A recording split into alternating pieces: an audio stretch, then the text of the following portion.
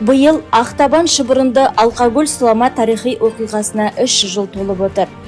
Қазақ жерінің, қазақ елінің ең сұрапыл қасіреті Ақтабан шұбырынды алқакөл сылама оқиғасы. 1723 жылдың көктемінде қазақ елінің қасшауы жоңғарлардың 7 түмен әскерімен басып кірген еді. Бейбіт өмір сүріп жатқан халықты талан-таражға салып, азық-түлік, мал-мүлкін тартып алуды көздеді. Қысты әрең қыстап шыққан қазақтар шетінен қырғынға ұшырады.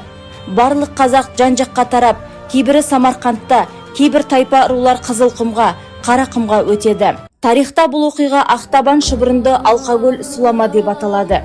Шапқыншылықтан, аштықтан қазақ халқы 3-тен 2 бөлігінен айырылды.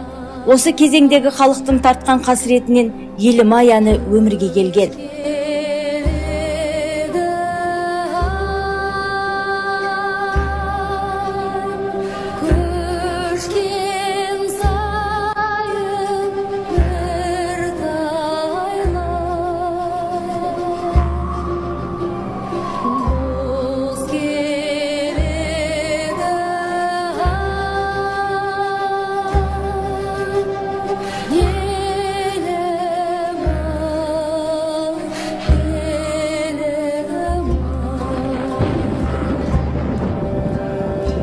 Ақтабан шұбырынды алқакөл сылама шырғалаңы мен аласапыраны қазақтардың еркіндік пен ерлік рухын шыңдады.